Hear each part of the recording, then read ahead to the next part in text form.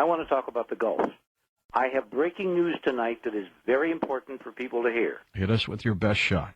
And I would like to bring Robin on in a few minutes because she was down there, you know, risking her life, her health, to do things for people on the ground. And because she was there, I want her to report firsthand what she saw and what she did not see and who she interacted with, because that's an important part of the rest of the story. Here's the breaking news. Everybody in the media, MSNBC, Fox, CNN, CBS, ABC, all of them, are treating this like a catastrophe that is over except for the cleanup. I have news. It is not over. In fact, it may not even have begun. I have reports tonight from very credible inside sources. When I say inside, I mean really inside BP, inside the U.S. government, that surface ships using GPS and depth finders have recorded in the last month the emergence of a bubble under the Gulf of Mexico floor, something between 15 and 20 miles across. This is serious. And tens of feet high.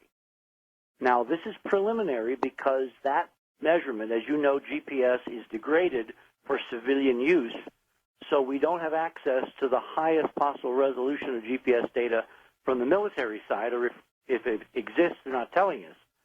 But this creation of a bubble around the wellhead, the Deepwater Horizon's, you know, BOP sitting on the ocean floor. Is this a gas bubble? This would be a gas bubble. Now, let me go through the physics of what's going on. They started early this year drilling this well.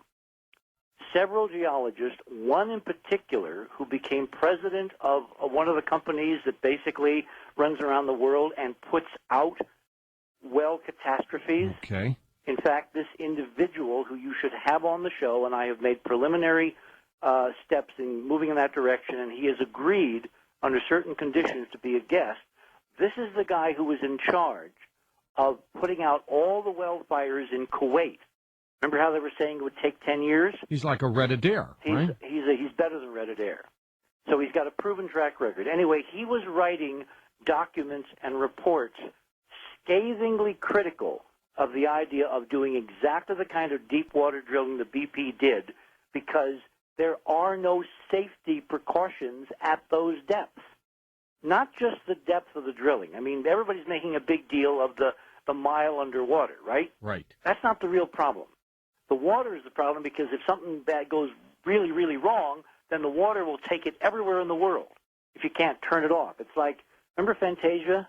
Yeah. Where Mickey Mouse couldn't stop. It just kept coming, more and more. It goes more and more and more. Well, this guy, this geologist, whose name I won't use at the moment, but I will privately tell you who and how to get hold of him and all that, he wrote documents years ago, a couple of years ago, saying that what they were planning to do was nuts, because the formations, which is the technical term for the geology under the Gulf, probably could not safely withstand the pressures from opening up a deep, deep well.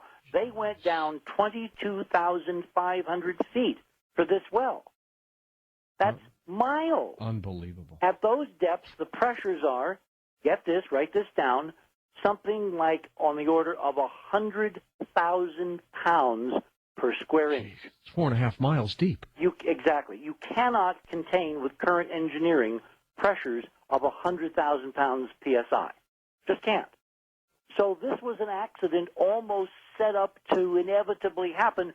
Then we look at what they did, and they did everything wrong. At every decision point, as the documents are coming out, as Congress is making more and more of this stuff available through the hearing process, which has been going on over the last week, we find that BP did everything wrong, as did Transocean, when they were overruled and exceeded to being overruled by a BP guy on site who said, oh, we're going to take out the drilling mud and put in seawater, and oh, we're not going to put in spacers to keep the well centered, et cetera, et cetera, et cetera. It's like the perfect storm, George, of catastrophes of catastrophe could in fact happen, because as the well blew, what happens is you have mud and oil and gas, a lot of gas, rushing up at the speed of sound up that 4-mile pipe. That pipe can't stand it. What happened is the casing literally was blown away. The cement was shook loose. Was basically blown out of the way, and you've got a straight line to the top for gas under almost 100,000 psi. Oh my God! It could blow up, couldn't it? What that does is it causes what's called cavitation, which is supersonic bubbles, which ship propellers run into all the time. That's why you have to replace propellers, because as the props spin in the water, particularly on big ships, Navy ships, whatever, right? It basically is a supersonic implosion that basically gouges out little craters in even vanadium steel. Could you also not sink if you go right over a bubble like that? Well, exactly. You would if a bubble came up, which is what I'm going to get to, you would sink every rig and every ship in the region for miles around this wellhead. Which was a possibility for the Bermuda Triangle when they talked about ships. Yeah. Exactly. There are occasions where we think ships have encountered hydrates that went to gas. And they just disappeared. And because the water no longer has the same buoyancy, and so the ship founders and sinks. Yeah. And everybody dies because you can't swim in that either. You just go down instantly. You go down and you die, and so we're looking at potentially thousands of people on all those ships and those rigs that are now trying to solve this by drilling 2 wells, which, by the way, is also exactly the wrong thing to do. Here's the worst-case scenario. As that well, gushing up at that enormous pressure reaches the top, all the way up through we don't know how many layers of geology through 4.5 miles. It could be as many as 50 or 60 different layers of limestone, sand lenses, gas pockets, oil pockets, different oil reservoirs, which they went down through on the way down. All pouring into this. All being pressurized by this 100,000 psi infinite fountain at the base, at the bottom of this reservoir. This is like turning on the bubble machine. Think Lawrence Welk, and having no way to turn it off. That's why, by the way, they have not capped the well. And I got to tell you, if you believe in the abiotic oil theory, like I do, it may never run out. Well, there is another guy I want you to have on as a guest. His name is Chris Landau, Landau.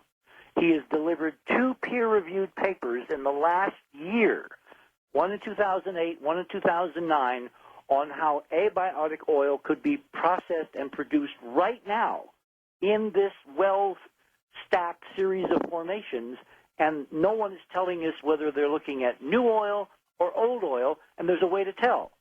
So I need to get you that contact info so you can have him on, because he's a heavy hitter, and he was, again, one of the few ahead of the pack predicting things like this could happen before they occurred. Well, let me go back to the worst-case scenario. If this well, as it's pressurizing these upper-level strata, were to create cracks in the ocean floor at the top level, which appears to be happening if we listen to Senator Nelson. That's right. And we listen to the NOAA guys on the underwater plume. Little fissures out there. Fissures, yes. And they try to cap this well, or the final rupture occurs, you could have the most horrendous gas explosion 50 miles off Louisiana that you can imagine. Think Mount St. Helens underwater. Underwater. What that would do is create a cloud of incredible toxic material, which would then drift with the winds over the shore where there are millions of people. What about a tsunami? The next step is you would get a tsunami moving at between 400 to 600 miles an hour all across in an expanding ring out from where this event occurred, and the most vulnerable state for that to occur, because nothing is more than 6 inches high, is Florida.